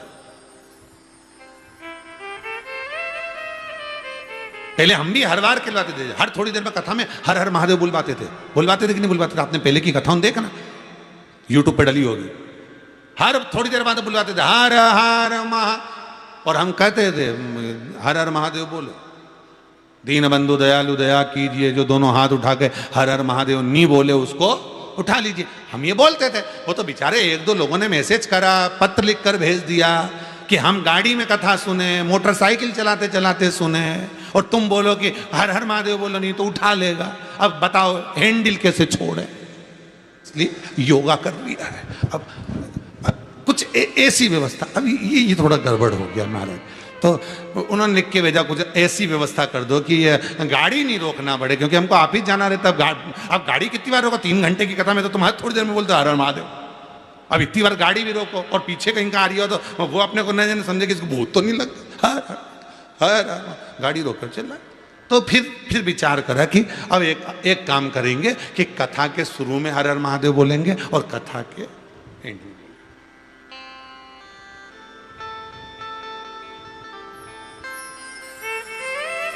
अभी पिछली कथा के भी पिछली कथा, पिताजी जब देवलोक गमन हुए उसके पहले की, उस समय भी एक का पत्र आया था, गुरुदेव तुम्हारी ये 2 बजे से 5 बजे की कथा में हम बड़े परेशान हो गए। देखो पत्र होगा तो मैं कल दिखाऊंगा जरूर हो। हम बड़े परेशान हो गए और सबसे ज्यादा परेशानी हमारे पड़ोसी से हो गई। हमारा सोने का समय और ये टीवी की आवाज तेज करने का समय है, और तुम बोले इतनी तेज चलाना कि पूरे मोहल्ले में खबर हो जाए, और वो इतनी तेज चलना है कि पूरे कॉलोनी का लोग, और हमारे तो आफत, क्योंकि इसका दरवाजा और हमारा दरवाजा एक जैसा फ्लैट में, और इसी की आवाज हमारी घर में घुसे। 1 मिनट नहीं सो पाए 2 बजे से 5 बजे तक। अब आप बताओ क्या करें? तो हम निवेदन करें कि कथा का टाइम चेंज करो। तो हमने आशीष से कहा इनको पत्र लिख कर भेज दो कि अब तुम भी सोने का टाइम चेंज करो, बहुत सो लिए, अब तो जागने का समय। अरे रात को चिल्लाता है गस्ती वाला, आधी रात को सीटी बजा बजा कर चिल्लाता है जागते रहो।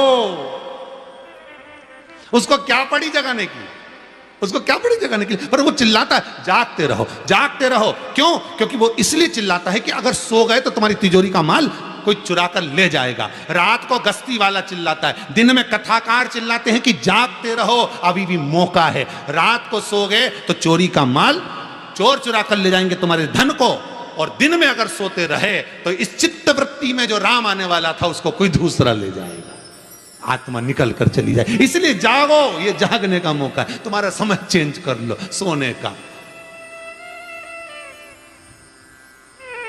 चेंज कर लो।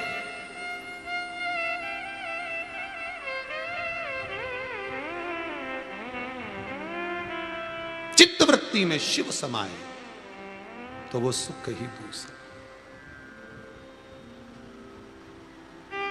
अब नारद जी के भीतर अहंकार आ गया, नारद जी के भीतर अभिमान समा गया।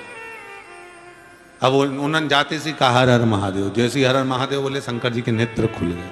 शिव जी के नेत्र ऐसे खुलते नहीं है, पर हर हर महादेव बोलता है ना कोई व्यक्ति तो नेत्र खुल जाते हैं। आप ओम नमः शिवाय जप रहे हो तो शंकर जी भी तुम्हारे साथ में आंख बंद करके जपते रहेंगे। तुमने जपना चालू करा तो शिव तुम्हारे साथ जपेगा, पर तुमने जैसे ही मंदिर में पहुंचते से कह दिया हर हर महादेव, शंकर भगवान के नेत्र खुल जाएंगे। उसका कारण क्या था?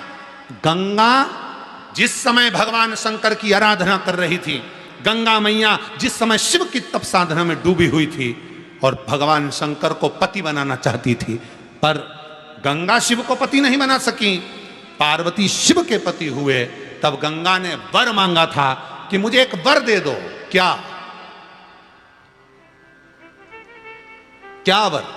गंगा कहती है संसार में ऐसे कई लोग होंगे जो गंगा नहाने भी नहीं आएंगे। संसार में ऐसे कई लोग होंगे जो गंगा नहाने नहीं आएंगे। शिव मांस और हड्डी ये दोनों एक साथ गंगा में आ जाए तो समझ लेना पूर्वजों की कृपा है। क्या क्या चीज? जम के बोलिए जरा। मांस और हड्डी ये दोनों एक साथ अगर गंगा में आ जाए तो समझ लेना शंकर की कृपा है, पूर्वजों की कृपा है।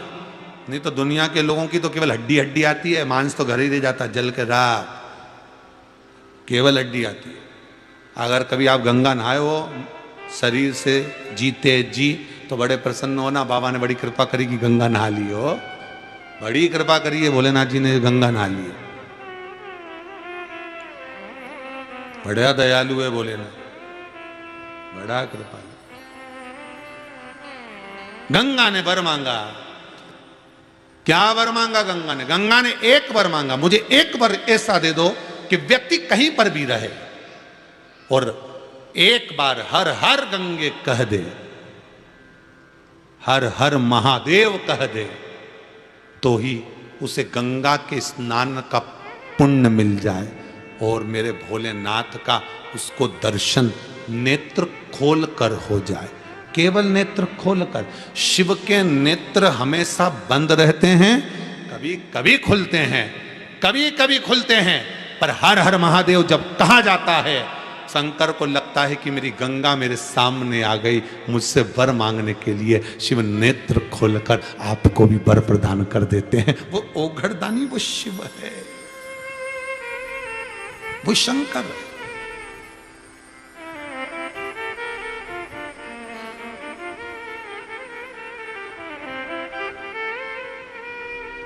हर हर महादेव कहने में शिव की साक्षी हो जाती, गंगा की साक्षी हो जाती। हर हर गंगे कहकर नहाने में गंगा का जल पवित्र, जो बाल्टी में पानी होगा वो भी पवित्र गंगा जल होगा, वो भी गंगा।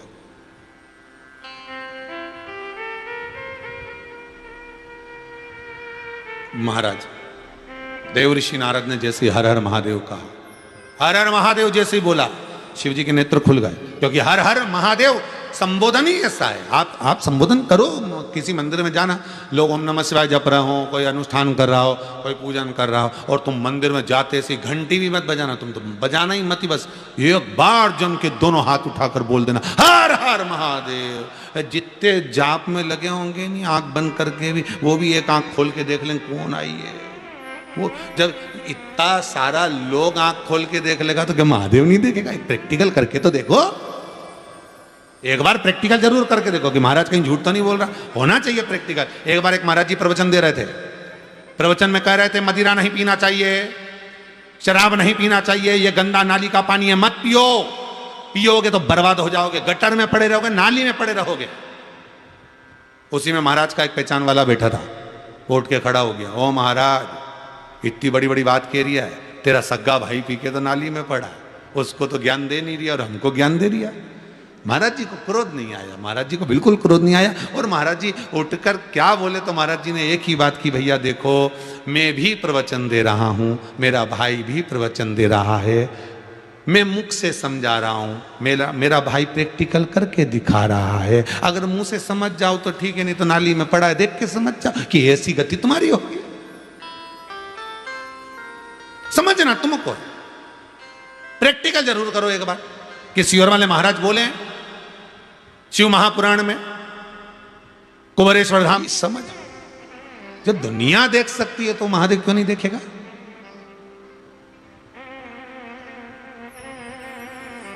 क्यों नहीं देखेगा?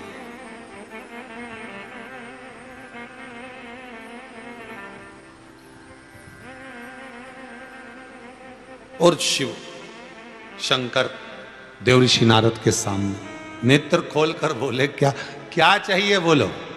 देखिए संबोधन, गरुण घंटी क्यों बजाई जाती है, मंदिर में घंटी क्यों बजाई जाती है, घंटाल क्यों बजाया जाता है, ताली क्यों बजाई जाती है मंदिर के अंदर, कारण क्या है? शंकर के मंदिर में घंटी क्यों बजाई जाती है? शंकर के मंदिर में उस घंटा धर्म का पालन कर रही होती है। जितने दान पुण्य स्मरण हो रहे होते हैं, उस समय पर जिस समय तुमने घंटी बजाई है, उस पल वो सारे पुण्य घंटी का नाद करते से तुम्हारे खाते में आ जाते हैं, मात्र घंटी का नाद कर देना। शंकर जी के मंदिर में जाकर ताली का नाद किया जाता है। ताली का नाद शिव मंदिर में क्यों बजाई जाती है? उसका कारण, उस मंदिर में जितने बैठे होंगे, जो भजन कर रहा, तप कर रहा, साधना की जाती। गरुण घंटी कोई खेलने के लिए नहीं देता, खिलौने दे देंगे, दूसरा सामान दे देंगे, पर गरुण घंटी नहीं देंगे। क्यों नहीं देते? क्योंकि गरुण घंटी का जब नाद करा जाता है तो सबका पुण्य हमारे खाते में आ जाता है। कोई साधारण घंटी बजाना पूजन के समय पर, स्मरण के समय पर, भजन के, इसलिए घंटी भी हर कभी नहीं बजाई जाती, समय समय पर। और आपसे भी निवेदन है, मंदिर में भी जाओ ना तो घंटी का नाद करो तो बड़े प्रेम से करो। ऐसा नहीं कि तुम लेट बजाए जाओ बजाए जाओ बजाए जाओ, ऐसा ही नहीं कि लटकी है तो बजाए जाओ। क्या मतलब? वो घंटी को बजाने के लिए आएगी। नहीं, उसका एक समय, उसका एक संबोधन, उसका एक आनंद। कई मंदिरों में मंदिर का पट बंद हो जाता है, दरवाजा बंद हो जाता है, तो भी लोग घंटी बजा देते हैं। दोष, दोष। भगवान अगर मंदिर में सो रहे हैं, लिखा हुआ है मंदिर के खुलने का समय इतनी बजे से इतनी बजे तक, मंदिर बंद है तो घंटी नहीं बजना चाहिए। जिस जगह पर ब्राह्मण विद्वान हैं, साधक हैं, संत हैं, साधु हैं, मंदिर अगर बंद होता है तो उसके साथ में घंटी के नीचे के भाग को रस्सी से ऊपर बांध दिया जाता है जिससे बजे ना। क्यों? कहते हैं अगर भगवान अगर विश्राम कर रहे हैं, सो रहे हैं, निंद्रावश हैं या पट बंद है, उस समय पट बंद का समय है और घंटी का अगर नाद हो जाए तो कहते हैं 11 ब्राह्मण के भूखे रहने का दोष लग जाता है जीव को, मात्र घंटी बजा देने पर, अगर भगवान विश्राम कर रहे। भगवान विश्राम अवस्था में है, पट बंद है, दरवाजा बंद है और लिखा हुआ है समय, मंदिर खुलने का समय 11 बजे से इतनी बजे तक, मंदिर बंद होने का समय इतनी बजे से इतनी बजे तक, और उस बीच में तुमने तो देख लिया कि पट बंद है, तुम तो आ गए, तुमने तो मन में सोचा हम तो इंदौर से आए, हम तो भोपाल से आए, हम तो वहां से आए, हम तो वहां से आए, और भगवान का मंदिर बंद है तो क्या हुआ, हम तो घंटी तो बजाएंगे, तो बजा ले जा। 11 ब्राह्मण भूखे रहने का दोष तुम्हारे खाते में आ गया।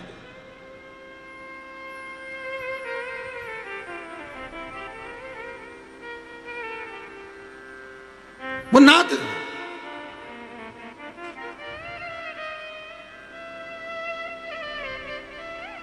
पुकारने का समय होता है, भगवान को पाने का एक समय, एक घड़ी, एक पल, एक क्षण होता है।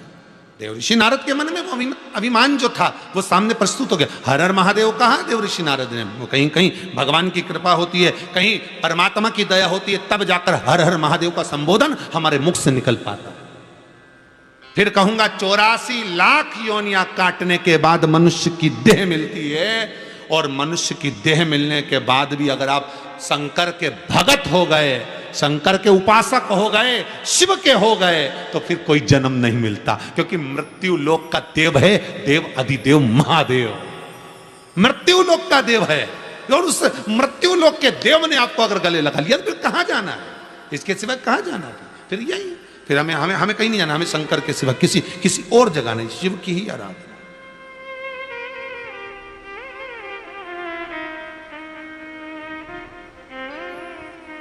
महाराज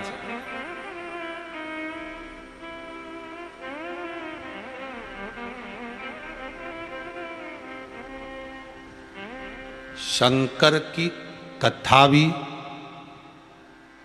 सही कहें, शंकर की कथा भी एक औषधि है, और शंकर की कथा भी एक शंकर से लगन लगाने का रोग भी है। जो एक बार शंकर की कथा सुन लेता है ना, उससे रहा नहीं जाता, फिर तो वो रिमोट पे ढूंढता ही रहेगा, मोबाइल पे कहीं कथा आ रही है, जरा 15 मिनट बस एक जरा सा सुन लो, सियोर वाला महाराज कथा, शिव महापुराण की कथा आ रही, बस थोड़ी सी देर, और सास के बंद मत कर देना, बहू के नाटक, तू चुप रहे, अभी थोड़ी सी और बच्ची देख, अभी इतनी बच गई, थोड़ी देर और, इसके बाद तुम नाटक देख लेना, सीरियल देख लेना, मना, पर मुझे देखने दो कथा। 2-3 दिन बीच में नहीं आए तो लोग कथा नहीं आए, बेचैनी बढ़ गई, कथा नहीं आई। कई लोग हैं ऐसे पूरे भारत की भूमि पर, क्या देश में क्या विदेश में क्या, ये ऑस्ट्रेलिया में बैठे हैं, इनको भी यही रोग लग गया, ये बांगड़ परिवार, इनको भी यही रोग लगा है, बस वो कथा वहां ऑस्ट्रेलिया में लेकर सुन लिए, चित्त में आ गई, फोन करा, गुरुजी से बोलो ऑस्ट्रेलिया कथा करने आए, हमने कहा आशीष कोरोना चल रहा है, रेंदे दादा भाई ऑनलाइन करा दो, आओ साहब कथा, ये रोग है। श्री रामेश्वर लाल जी, श्रीमती सोवन देवी जी, ये शिव पुराण भी एक बीमारी जैसी दिल में लग गई कि अब कथा तो होना है।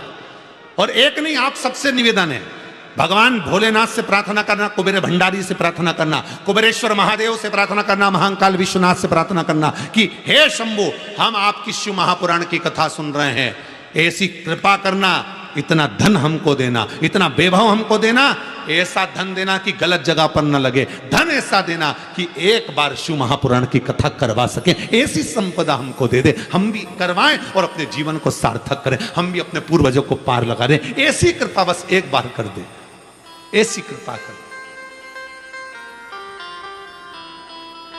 उसको कहो। ये एक दिल का रूप दिया, सताओ ना हमें लोगों, हमें दिल की बीमारी है। ये शंकर के भक्तों के लिए हो, ये लाइन जो है कृष्ण राम शिव के भक्तों के लिए, सताओ ना हमें लोगों, हमें दिल की बीमारी है।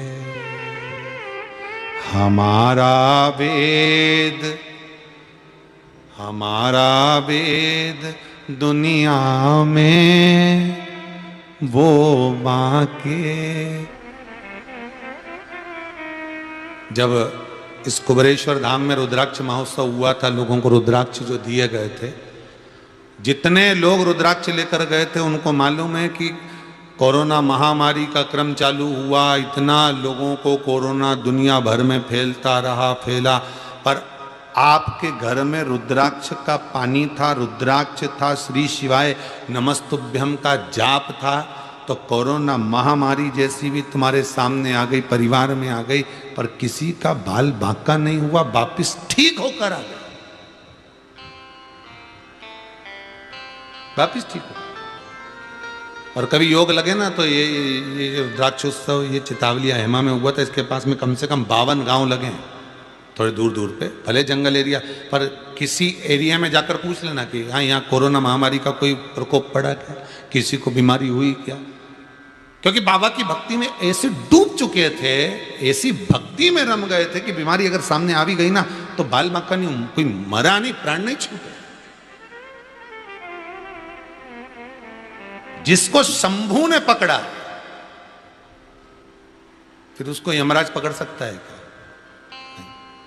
शिव आराधना में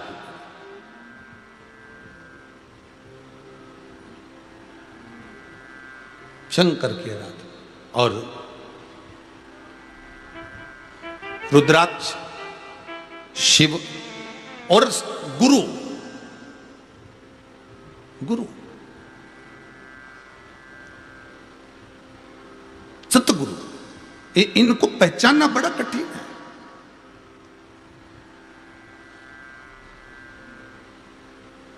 गुरु मिले से सुख है और गुरु बिछड़े से दुख। असली गुरु अगर जीवन में मिल जाता है तो जिंदगी संवर जाती है, सुखमय हो जाती है, आनंदमय हो जाती है, और गुरु अगर बिछड़ जाता है तो जिंदगी नरक हो जाती है।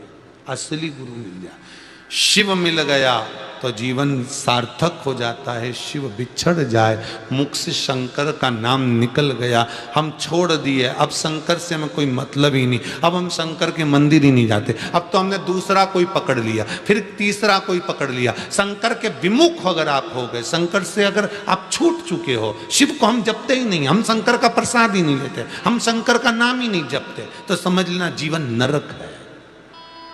और जैसे जैसे आप शंकर के करीब में होते चले जाओगे, शिव के पास होते चले जाओगे, वैसे वैसे दुख कटता चले जाएगा, अपने आप लक्ष्मी बढ़ती चली जाएगी, संपदा बढ़ती चली जाएगी। शिव के करीब में हो तो सुख है, गुरु के करीब में हो तो सुख है, रुद्राक्ष करीब में है असली तो सुख है। असली को पहचाने, नहीं पहचाने ब्रह्मा जी, नहीं पहचाने नारद जी, शंकर भगवान ने अपना रुद्राक्ष की माला दे दी, बाबा धन्यवाद, अपने कामदेव को जीता। रुद्राक्ष की माला पहन कर जा रहे थे तो शंकर जी ने कहा ये बात तुम भगवान विष्णु को मत बताना, बिल्कुल भी। नारद जी को मन में आया, एक तो हम अच्छे नंबर से पास हो गए, ऊपर से कह कि मार्कशीट ही मत दिखाओ, ये भी कोई बात होती है?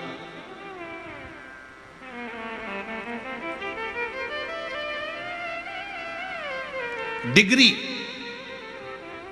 जिस क्लास में तुम पढ़े हो उस क्लास की डिग्री, उस क्लास की मार्कशीट,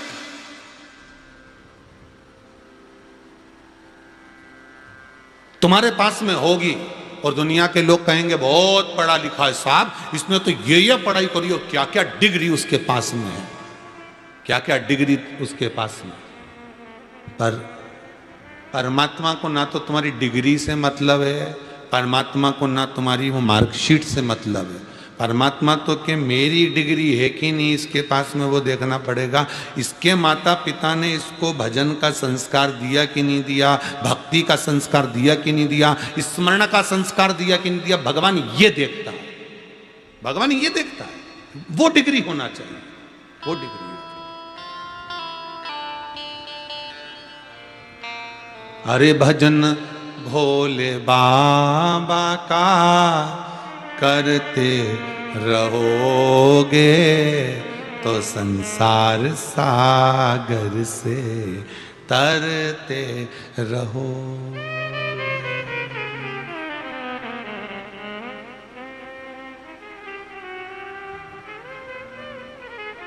किसी ने कहा हमारी अंगूठी घूम गई। कहां गई? तो एक संत से पूछा हमारी अंगूठी घूम गई, कहां गई? तो संत बोले सोने में है। काय में है?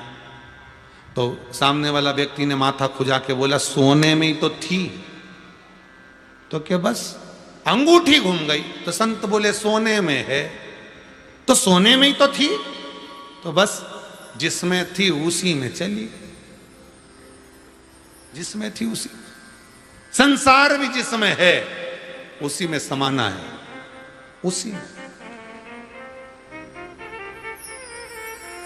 रचा सृष्टि को जिस प्रभु ने वही सृष्टि चला रहे। वही दूसरा कौन? जो वृक्ष हमने लगाया पहले उसी का फल अब हम पा रहे हैं। रचा है सृष्टि को जिस प्रभु ने वही ये सृष्टि चला।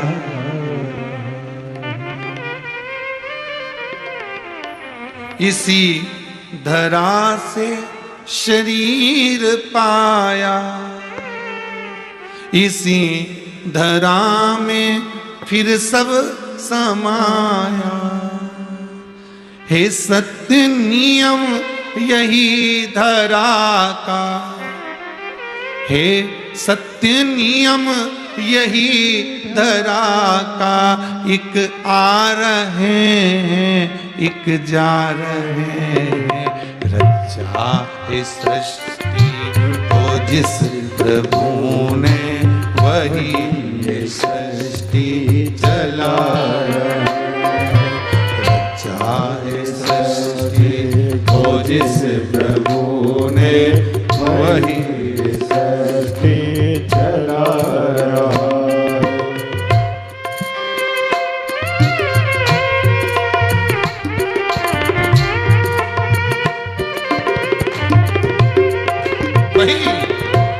दूसरा कोई नहीं।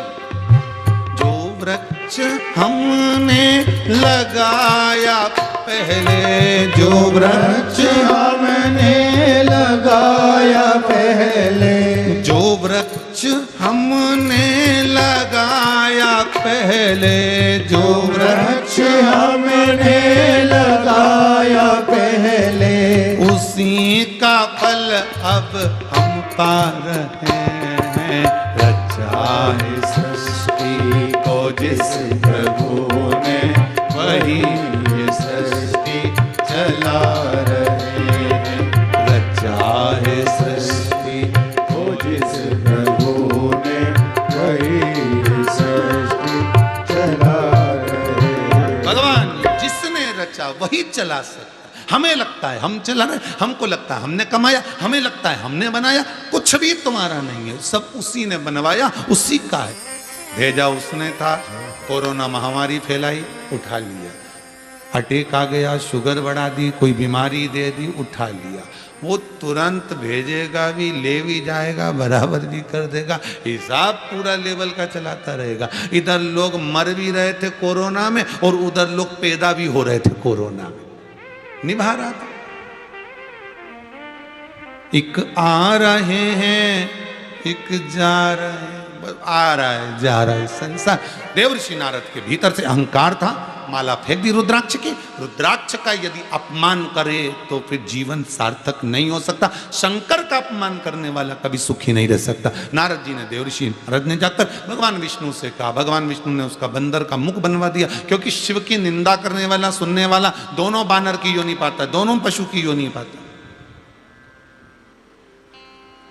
समय आया, जो सती मैया जलकर भस्म हुई थी वही हिमालय राज की यहाँ प्रगति, उन्हीं के साथ में शंकर भगवान का मंगल विवाह पार्वती के साथ हुआ। वही पार्वती।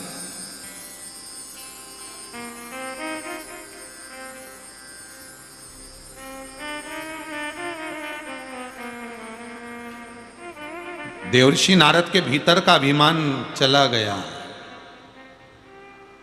कई लोग ऐसे भी हैं जो कहेंगे इस रुद्राक्ष में क्या रखा है, ये तो 5 रुपया मिल जाए, 2 रुपया मिल जाए, 1 रुपये में मिल जाए। ऐसे कई रुद्राक्ष हम लाके दे देंगे, शंकर जी पे चढ़ा, पर मिल जाएगा बाजार में, 2 रुपये 1 रुपये का भी मिल जाएगा। पर हीरा को परखइयो राम कौन।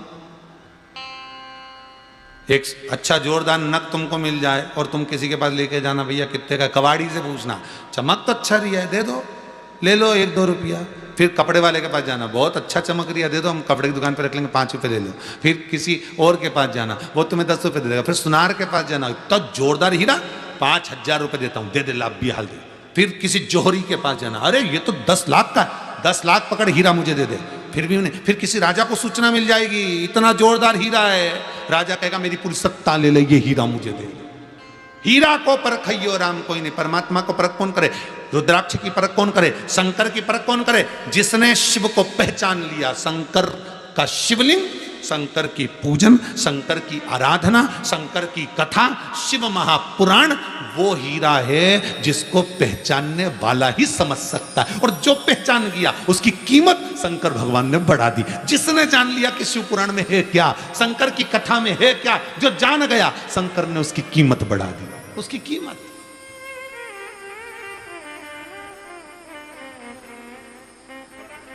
इसलिए बार बार आपसे कहते हैं, अपने अड़ोसी पड़ोसी धड़ोसी, अड़ोसी पड़ोसी पीछे वाले धड़ोसी, इधर वाली अड़ोसन, इधर वाली पड़ोसन, पीछे वाली धड़ोसन, सबको खबर कर दो। 2 बजे से 5 बजे तक कथा थी शिव मां, पर आज 2 बजे से 5 बजे तक रहेगी। कल की जो कथा रहेगी वो 1 बजे से 4 बजे तक रहेगी, ठीक है, केवल 1 दिन की कथा, कल की 1 से 4।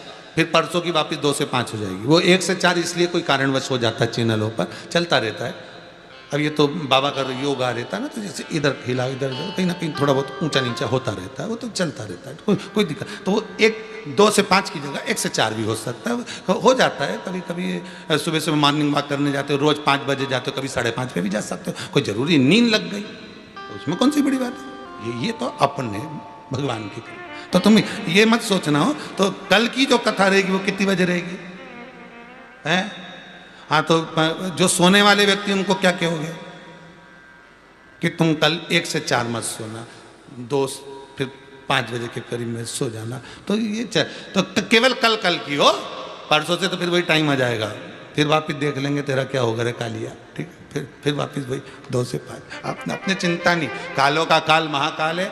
जो काल में घड़ी, जो समय पे कथा करा है अपन उस समय पे कर लो। जो समय महाकाल को सुनना होगी वो सुना देगा।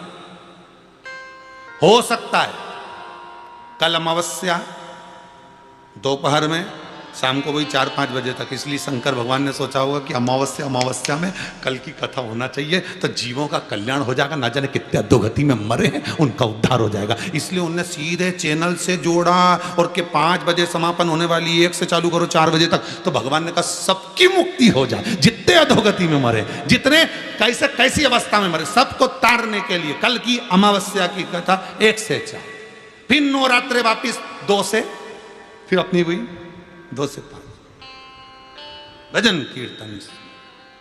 शिव पार्वती का मंगल विवाह हुआ, बड़े आनंद में भगवान की भक्ति को धारण करें। यहाँ पर भी मूछ वाले भैया आए खड़े हो गए, तो अपने को भी थोड़ा ध्यान रखना पड़ेगा समय अवस्था का। तो कल की कथा का वही समय रहेगा। शिव पार्वती का मंगल विवाह हुआ। आप सभी को भाव भक्ति से ये श्राद्ध पक्ष की जो अमावस्या है, जो लोग दान दे रहे हैं अपने पूर्वजों के लिए, अन्न क्षेत्र में